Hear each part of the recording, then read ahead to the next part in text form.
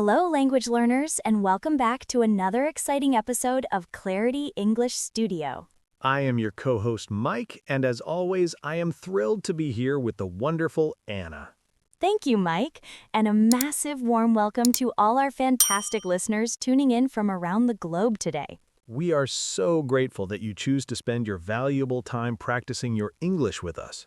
Our main goal is always to make learning English feel as natural, simple, and enjoyable as possible. Exactly. But Anna, before we dive into today's English lesson, I have to make a bit of a confession. Oh, really? I was actually going to say that you look incredibly tired today, Mike. What happened? I had the absolute most frustrating and exhausting experience yesterday afternoon in the city. Oh no, that does not sound like a fun time. Please tell us all about this mysterious adventure. Well, a really good friend of mine highly recommended this fantastic new bakery on the other side of town. Oh, I absolutely love a good bakery. Were you hunting for some sweet treats or fresh bread? They are famous for their incredibly fresh sourdough bread, and I was absolutely determined to try it. That sounds like a perfectly normal errand. Did you manage to find the place easily? I did eventually find the bakery, but the entire journey there was a complete and utter disaster. A disaster? Mike, it is just a simple trip to buy some bread. How bad could it possibly be? First of all, the battery on my smartphone completely died right after I got off the bus. Oh, that is everyone's worst nightmare these days. You had absolutely no battery left? 0%. The screen went totally black, and I suddenly realized I was in a neighborhood I didn't know at all. So you had no digital map, no GPS to guide you, and no way to call your friend for help? Nothing. It was just me, the busy city streets, and my famously terrible sense of direction. This is going to be a hilarious story. So what on earth did you do next? I had to do something that terrifies a lot of people. I had to ask total strangers for directions. You mean you actually had to walk up and engage in real-life conversations with people on the sidewalk? Yes, I had to be brave. But here's the truly funny and confusing part of the whole situation. I am sitting on the edge of my seat, Mike. What happened when you talked to these strangers? I stopped 3 totally different people to ask for help, and they all gave me completely different answers. You have got to be joking. How can 3 people give you 3 different sets of directions to the same place? I am completely serious. The first guy confidently told me to just keep walking straight for 5 minutes. Okay, that sounds fairly simple and straightforward. What about the second person? The second person, a lady walking her dog, insisted that I needed to turn right immediately. Oh boy, now you have 2 completely conflicting pieces of information. What did the third person say? The third person looked at me like I was totally crazy and said the bakery was in the exact opposite direction. That is absolutely hilarious. So where did you ultimately end up going after all that confusing advice? I essentially just walked in massive, frustrating circles for almost 20 whole minutes. Did you ever actually find the famous sourdough bakery in the end, or did you give up? I finally found it, but it was purely by accident because I happened to glance up and see their sign. Well, Mike, your unfortunate afternoon is actually the absolute perfect introduction to our topic today. Is our topic going to be about how to survive in the urban jungle without a smartphone battery? Not quite. Today, we're going to learn exactly how to ask for directions in natural, everyday English. And hopefully, we'll also discuss how to properly understand those directions so you don't get terribly lost like I did. Exactly. We're going to equip our amazing listeners with the essential vocabulary they need to navigate any city. I am clearly in desperate need of this specific lesson too, Anna. I'll be taking mental notes. We can all definitely use a quick refresher, but first, a gentle reminder for our wonderful audience. If you're finding value in Clarity English Studio today, please take a quick second to hit that subscribe button. And leave us a friendly like or a comment. It truly helps our podcast reach more eager English learners. Also, be sure to share this episode with your friends because learning together is always much more fun. All right, let's jump straight into the lesson. We need to start with the absolute basics of getting someone's attention. When I stopped that first stranger yesterday, I wanted to be super polite, so I started by saying, "Excuse me." That's the absolute perfect way to begin. Excuse me is the universal, polite way to interrupt a stranger. Right, you never want to just walk up to someone on the street and shout, "Where's the bakery?" Exactly, that would be quite rude.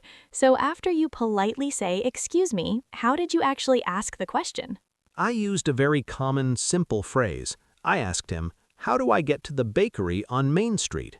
How do I get to is probably the most useful, natural phrase you can possibly memorize for this exact situation.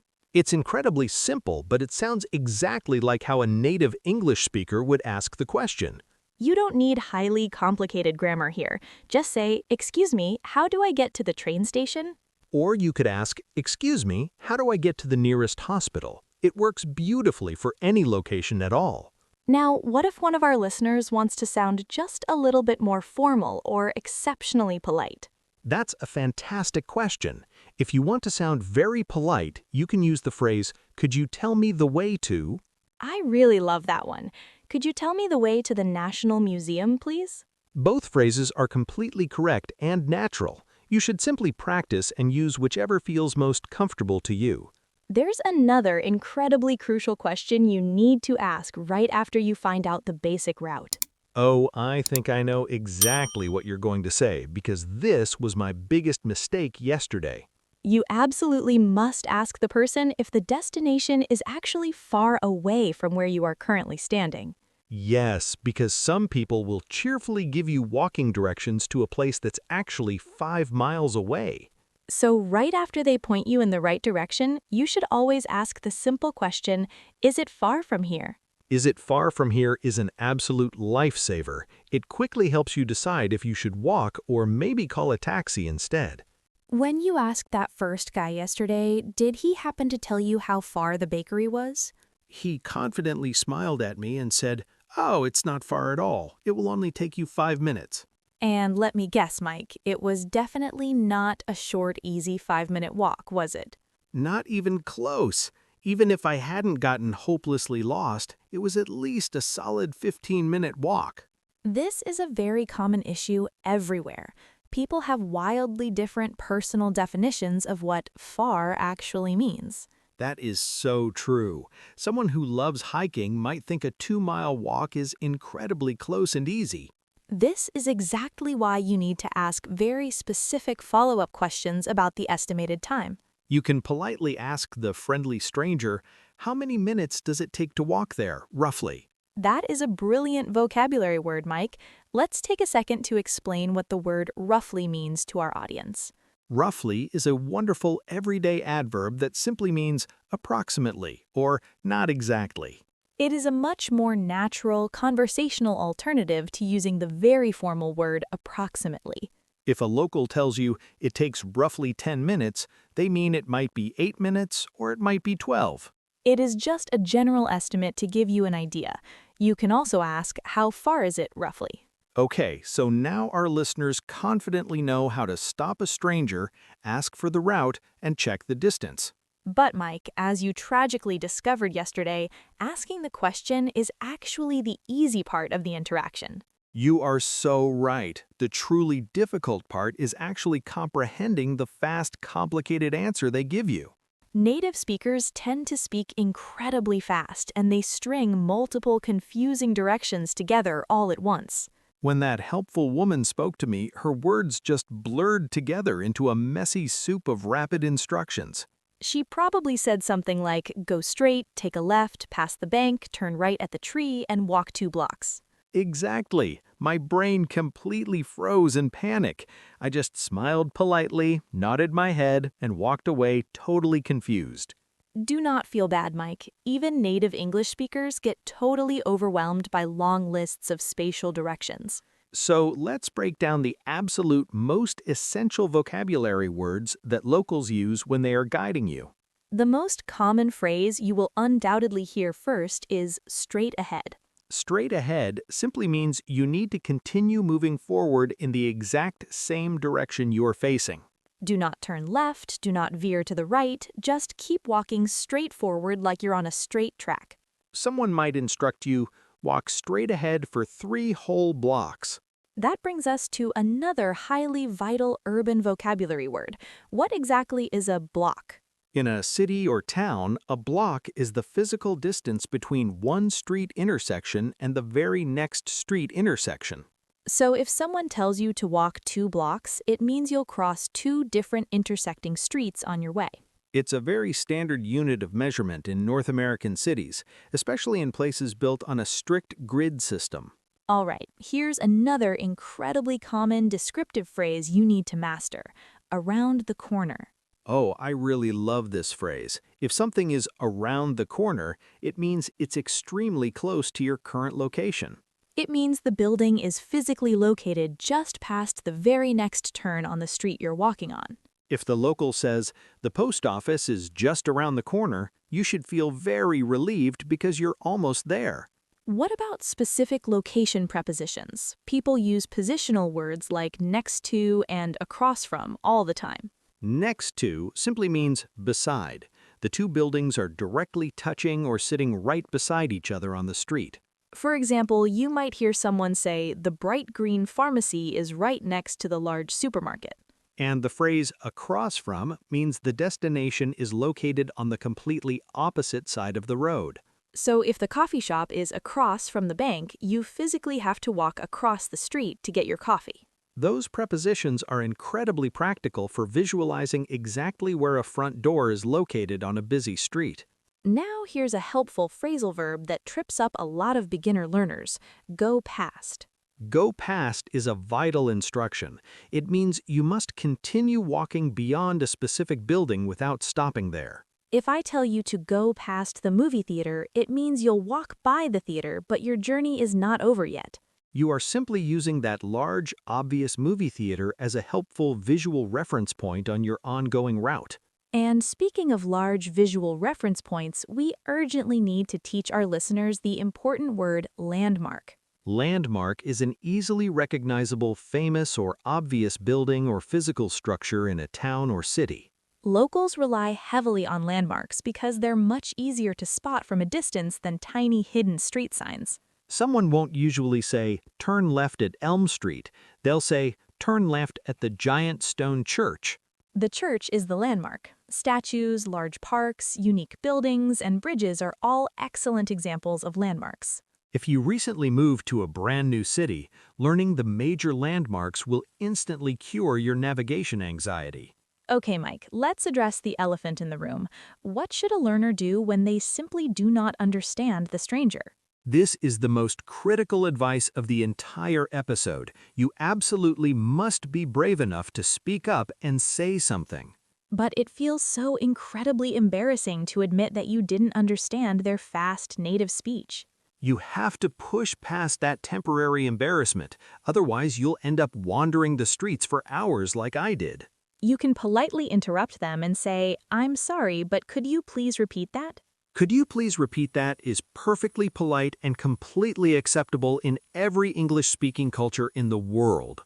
You can also use a fantastic natural idiom and say, "I'm sorry, I didn't quite catch that."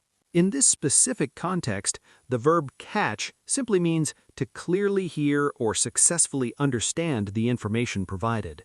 I didn't catch that sounds incredibly natural, and the stranger will usually smile and speak much slower the second time. And if they use a weird vocabulary word you have never heard before, do not panic. Just ask them what it means. For example, if they say, walk until you reach the roundabout, you can confidently ask, what is a roundabout?